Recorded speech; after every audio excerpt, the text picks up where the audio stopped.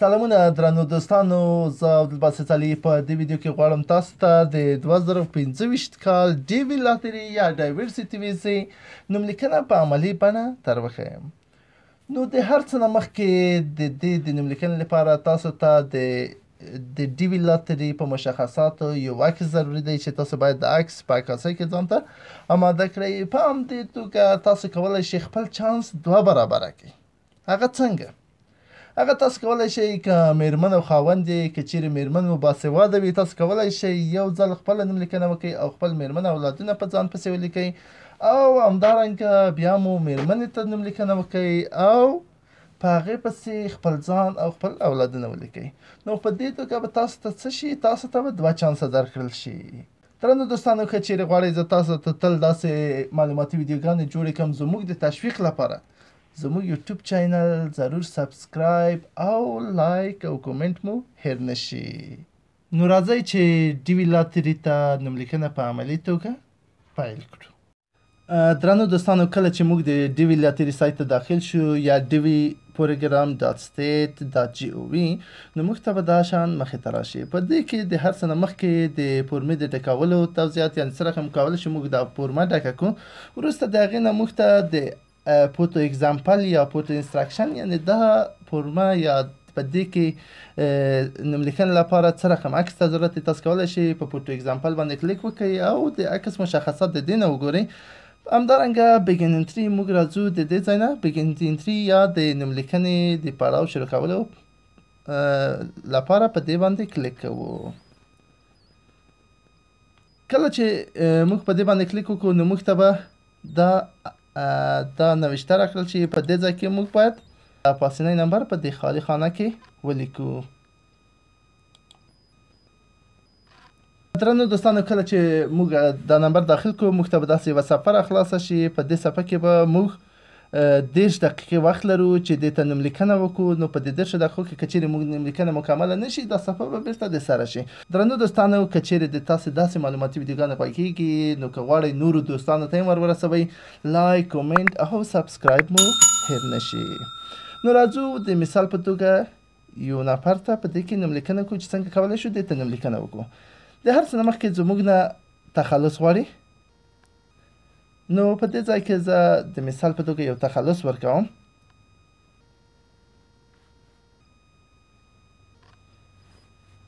په د دویم بخش کې زموږ نه لومړی نوم غواړي.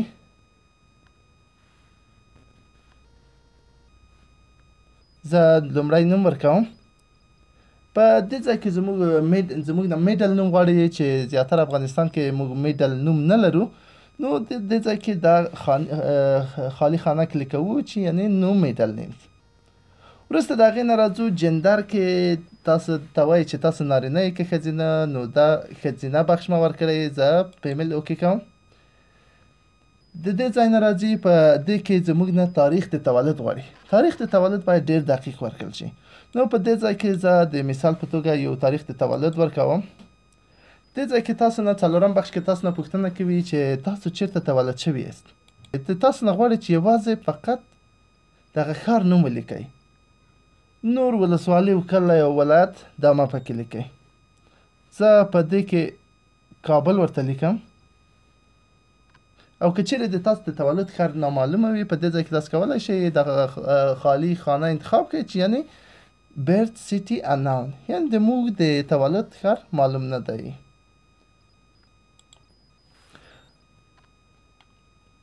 په 5مه مرحله کې زموږ نه هغه مملکت غواړي چې تاسو چیرته تولد شوي، په کوم ملک کې چې تاسو تولد شوي.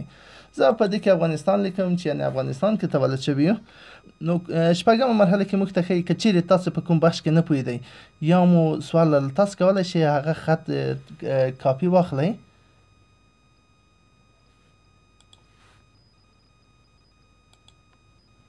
او راشئ په ګوګل ټرانسلیټ کې پیسټ کړئ او د هغې معنی وګورئ. د 6مه مرحله کې تاسو ته وایي آیا تاسو د هغې هېواد په اساس د وړتیا ادعا کوئ چیرې چې تاسو زیږېدلي یاست. په دې ځای کې به موږ دا یس بټن انتخاب پرېږدو. راځو اووم بخش ته چې اووم بخش ټول مربوط د عکس دی. لومړی د عکس مشخصات ویلي وي چې څه رقم مشخصاتو باندې تاسو عکس داخل کړئ. نو راځو په دې لاندې بخش کې دلته چوز نیو فوټو دې ځای نه تاسو کولی شئ کوم عکس چې تاسو د لاتري په معیار برابر اخیستی دې ځای کې اپلوډ کړئ. نو چې کله مو عکس اپلوډ کړو اتم بخش کې د تاسو نه ادرس غواړي چې په ای برخه کې انکر اب یا چا د حمایت لاندې داسې نشته. په دې بخش کې خپل ادرس د ټیټ نه ورو ورو پورته خواته لیکئ. نو چې تاسو د هر ځای اوسېدونکي لومړی هغه چېرته اوسېږئ د هغې نه پسې ناحیه پسې ولسوالي پسې ولایت داسې لیکئ. نو په دې ځای کې زه یو داسې مثال په توګه یو ادرس ورته لیکم. په دویم بخش کې ادرس دوه لاین کې د آپشنل د خوښه کې دویم ادرس ورکوي که نه ورکوي. په دې برخه کې د تاسو نه ښار غواړي چې کوم ښار کې اوسېږئ. په دې برخه کې تاسو نه ولسوالۍ ولایت او سټیټ غواړي. نو په دې ځای کې زه ورکوم. په دې برخه کې زموږ نه پوسټل کوډ غواړي. نو چې کله تاسو ګوګل کې سرچ کې کابل پوسټل کوډ خوشحال خان نو په دې ځای کې به تاسو ته د کابل خوشحال خان پوسټل کوډ لس راولي. نو تاسو کولی شئ په دې ځای کې بیا کوم پوسټل کوډ چې دی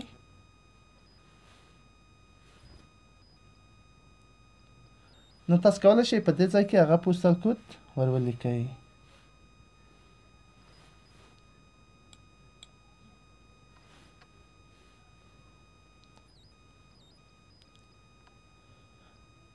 او که چیرې تاسو پوسټل کوډ نه لرئ نو تاسو دلته کولی شئ تاسو منطقه پوسټل کوډ نه لرئ نو تاسو کولی شئ په دې ځای کې ولیکئ نو پوسټل کوډ.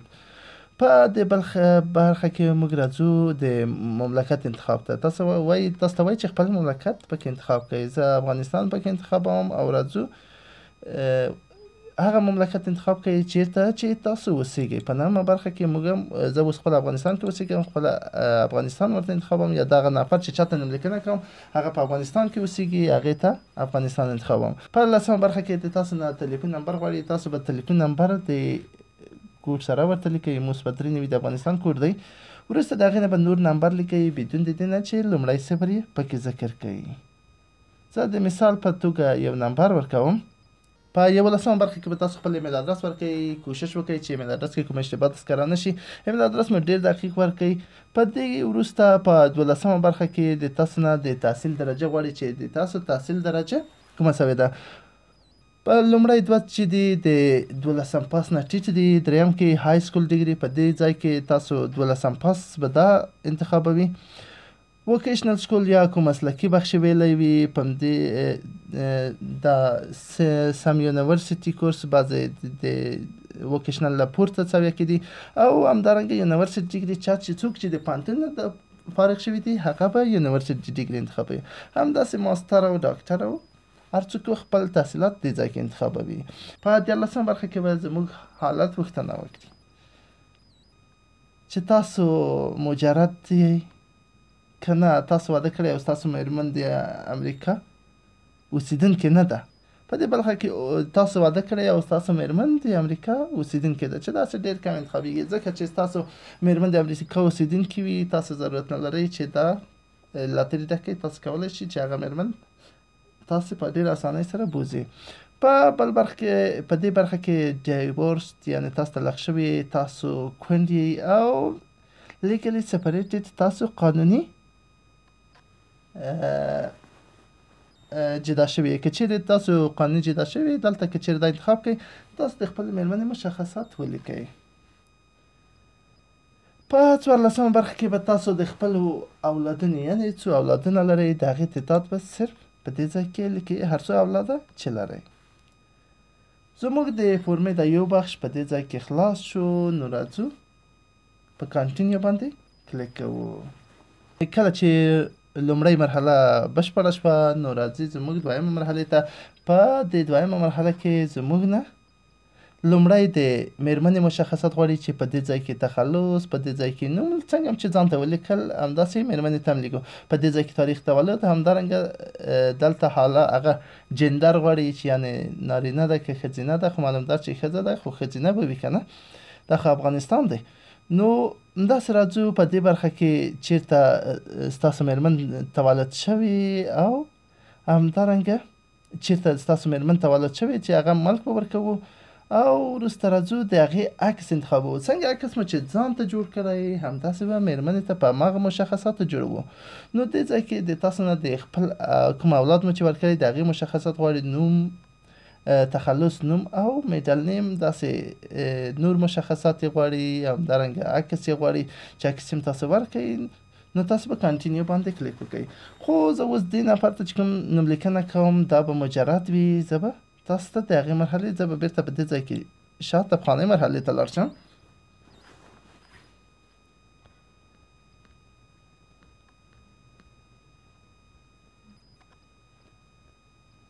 نو دا خو د متأهل لپاره و. کله چې مجرد وي دا لومړۍ برخه کې به کلیک وکړو او دا 14مه برخه کوم چې موږ ورته ویلي وو چې موږ یو اولاد لرو هغه به 0 ولیکو. موږ یې خالي نشو پرېښوی، په دې کې به 0 ولیکو او را به شو بیا به په کانټینیو باندې کلیک وکړو. نو کله چې موږ کانټینیو باندې کلیک وکړو موږ ته به دا صفحه خلاصه شي. په دې ځای کې زموږ ټول مشخصات چې کوم ورکړي هغه باید ریویو کړو، دقیق یې وګورو چې آیا کوم مشخصات چې موږ ورکړي دقیق دي او که نه دي. نو تاسو به دا معلومات ټول ډیر په دقیق شکل، ډیر په منظم شکل ګورئ چې آیا ستاسو ټول معلومات سم دي. دې ځای کې یو به ګورئ به ګورئ چې آیا ستاسو معلومات سم دي که سم نه دي. نو که چیرې ستاسو معلومات سم وو تاسو به په سبمیټ باندې کلیک وکړئ. ستاسو نوملیکنه مکمله شوه او په بریالۍ توګه د نفر ته نوملیکنه وشوه. نو دا صفحه تاسو ته ډیره مهمه ده. په دې کې ستاسو کانفرمیشن نمبر دی چې کله تاسو د دې قرعه کشي کیږي. د دې قرعه کشي به په 4 د مې د 2024 او سپتمبر 10 2025 باندې د دې قرعه کشي کیږي چې تاسو کله قرعه کشي وشي د خپل انټرانس سټاتوس چک یا چې کله تاسو معلوموي خپل نتیجه ګورئ نو په دې وخت کې به تاسو ته دا کانفرمیشن نمبر ضرور وي. نو په هغې باندې به تاسو د خپل کوم نوملیکنه هم چې کړې تاسو به وګورئ چې آیا تاسو بریالي شوي او که نه یې بریالي شوي. درنو دوستانو دا زموږ د نن ورځ ویډیو. که چیرې غواړئ تاسو ته نورې داسې معلوماتي ویډیوګانې جوړې کړم زموږ یوټیوب چینل ضرور سبسکرایب او زموږ هر ویډیو لایک او خپل نظرونه مو پکې ورکړئ. کوم برخه کې مشکل لرئ هغه د کومنټ په برخه کې ماته ولیکئ. زه به انشاءالله د تاسو مشکلاتو د حل لار پیدا کړم او د تاسو د مشکلاتو په اړه به زه نورې ویډیوګانې جوړې کړم. تر بلې ویډیو د الله په امان.